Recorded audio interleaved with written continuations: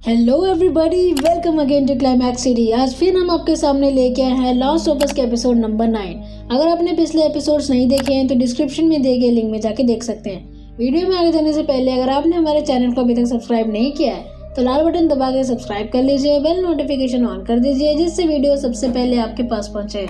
So without wasting any more time अब series देखते हैं। एपिसोड की शुरुआत में हम देखते हैं कि एक प्रेग्नेंट लेडी म्यूटेंट से बच के जंगलों से भागते हुए पास के घर के अंदर आती है और कहती है कि ये मैं हूँ, लेकिन अंदर कोई नहीं होता। इसलिए वो घर का दरवाजा बंद करती है और दर्द से चिल्लाती है क्योंकि ये लेबर पेन था। ये लेडी और कोई नहीं, एली की मॉम है जिसका नाम एना था। म्यूटेंट जंगलों से भागते हुए घर के अंदर आ जाता है। एना उसका आवाज सुनती है और चाकू लेकर ऊपर के कमरे में जाती है एंड अपना पेट काट देती है कि तभी वो म्यूटेंट वहाँ आ जाता है। एना उसे थोड़ी देर तक लड़ती रहती है और उसे चाकू मारती है जिससे वो म्यूटेंट मर जाता है। इसी बीच एना के पेट से बेबी एली बाहर आ जाती है। एना उसे उठाती है, उसका नाम वगैरह रखती है और दूध पिलाती रहती है।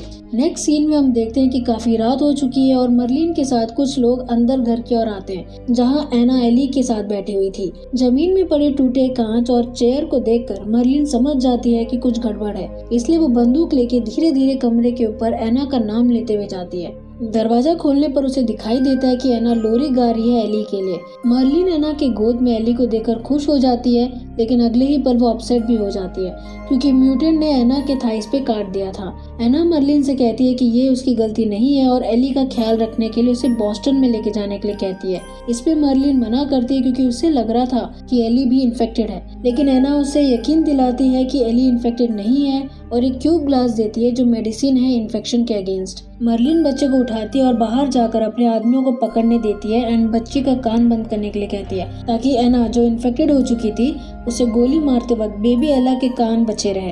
ताजुब की बात ये थी कि एना खुद मर्लिन को गोली मारने के लिए बोलती है ताकि सब बचे रहे, इसलिए मर्लिन को ना चाहते हुए भी उसे गोली मारना पड़ जाता है। सीन शिफ्ट होता है और हम प्रेजेंट टाइम में आते हैं जहाँ एली ट्रक के पीछे अपसेट बैठी हुई थी कि तभी जोल पास के ट्रक से कुछ खाने और गेम लेके आता है और एली का ध्यान भटकाने की कोशिश करता है, लेकिन एली काफी ज्यादा कोल्ड बिहेव करती है और वो दोनों हॉस्पिटल की तरफ निकल पड़ते हैं जहाँ एली की हेल्प से वैक्सीन बनेगा। चलते चलते वो एक अंडर कंस्ट्रक्शन बिल्डिंग में जाते हैं और छानबीन करते हैं। इस पूरे सीन में हम देखते हैं कि एली जरूरत से ज्यादा शांत थी, इसलिए जोल उसे इस बारे में पूछता है, लेकिन एली ठीक है करके कहती है। उसके बाद जोल एली को बिल्डिंग के ऊपर चढ़ाता है ताकि वो लैडर पास कर सके। जोल लैडर पकड़ ही रहा होता है कि एली लैडर छोड़ के भागने लगती है, जिससे लैडर जोल के हाथों से मिस हो गया था। जोल परेशान हो जाता है और जल्दी से लैडर फिक्स करके ऊपर चढ़ता है और एली को बुलाता रहता है। एली एक्साइटमेंट में भागते हुए बिल्डिंग के और ऊपर चढ़ जाती है और जोल भी उसके पीछे आता है और शॉक हो जाता है क्योंकि उसके सामने एक जिराफ खड़ा हुआ था, प्लस पीछे का सीनरी काफी ज्यादा ब्यूटीफुल था। एली भी वहाँ खड़े ये सीन एंजॉय कर रही थी और काफी ज्यादा एक्साइटमेंट में थी। जोल एली के एक्साइटमेंट देखकर दीवार में लगे हुए पेड़ से कुछ पत्ते तोड़ता है और एली को जिराफ को खिलाने के लिए कहता है।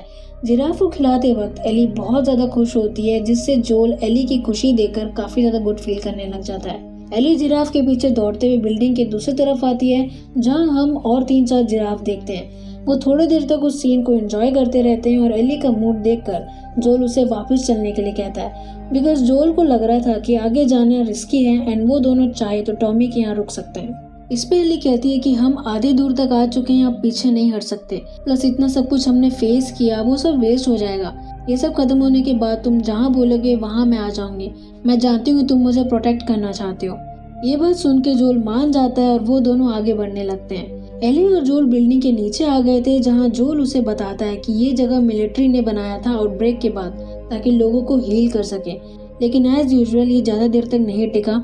इसी बीच जोल सायरा के बारे में बताता है कि वो कैसी मरी एंड उस रात क्या हुआ था। एली समझ गई थी कि जोल उसे कहना चाह रहा था कि उसकी ये चोट समय ने नहीं एली के साथ ने ठीक किया था। वो दोनों इमोशनल हो जाते हैं एंड अनकंफर्टेबल होते हैं, इसलिए वो वापस चलने लगते हैं। जोल के कहने पर एली जोक्स की बुक उठाती है और उसे पढ़ने लगती है। वो थोड़ी दूर आगे ही बढ़े थे कि तभी पीछे से कुछ लोग वेपन फेंकते हैं जिससे स्मोक निकलता है और कुछ भी क्लियर नहीं दिखाई दे रहा था। जोल नीचे गिर जाता है और देखता है कि कुछ लोग एली को लेकर कहीं जा रहे थे। इससे पहले कि वो कुछ कर पाता, जोल के सिर पर किसी ने हमला कर दिया जिससे वो बेहोश हो गया।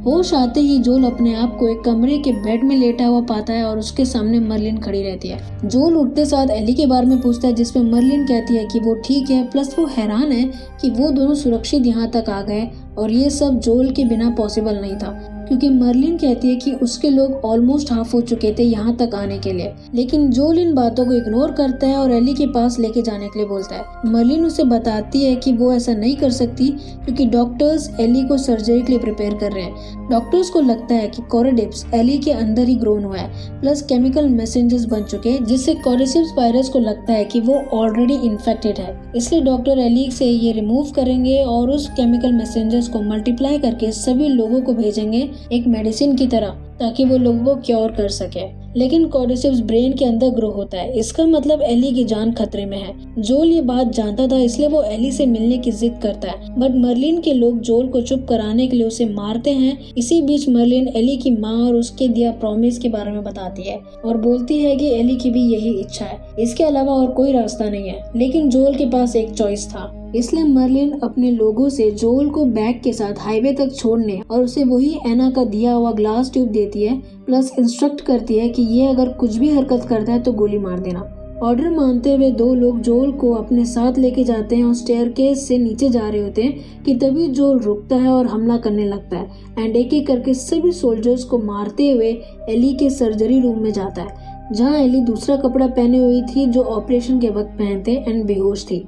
डॉक्टर्स और दो नर्स एली का ऑपरेशन करने ही वाले थे कि जोल उसे अनहुक करने के लिए बोलता है, लेकिन डॉक्टर के मना करने पर जोल उसे गोली मार देता है। गोली के डर से नर्स उसे अनहुक करते हैं और एली के हाथ में बैंडेज लगाते हैं खून रोकने के लिए, जो अनहुक करते समय हाथ कट गया था।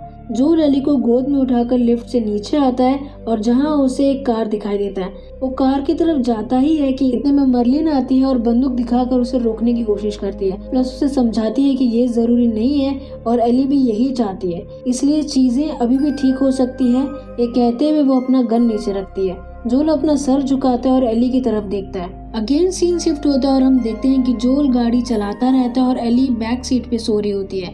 एली होश में आती है और ड्रग्स के बारे में पूछती है, जिसकी वजह से वो बेहोश हो गई थी। जोल उसे झूठ बोलता है कि वहाँ बहुत सारे इम्यून्स थे, लेकिन डॉक्टर्स को कुछ नहीं मिला और वो बस तुम्हें टेस्ट कर रहे थे। उसके बाद वहाँ रेडर्स आ गए और कोई नहीं बचा, इवन वो खुद मुश्किल से बच के आए हैं। ये सुनकर एली कुछ रिएक्ट नहीं कर पाती और वो सो जाती है। इस सीन में हम पास में जाते हैं जहां जोल मर्लिन को गोली पेट में मारता है एंड एली को कार में डालता है और अगेन मर्लिन को मारने के लिए जाता है। मर्लिन जोल से कहती है कि वो उसे जाने दे, लेकिन जोल गोली मार देता है क्योंकि उसे लगता था कि मर्लिन एली के पीछे आएगी। देन हम देखते हैं कि जोल गाड़ी चलाता है और 2 से 3 दिन ऐसे ही चले जाता है और वो एक जगह रुक जाते हैं क्योंकि गाड़ी खराब हो जाती है, इसलिए अब उन्हें वॉक करना पड़ता है। जोल और एली माउंटेन से गुजरते रहते हैं जहाँ हमें उनके कन्वर्सेशन दिखाया जाता है। जोल सारा का कैरेक्टरिस्टिक्स बता रहा होता है, प्लस वो ये भी कहता है कि अगर सारा जिंदा होती तो वो एली को पसंद करती और शायद एली भी उसे पसंद करती।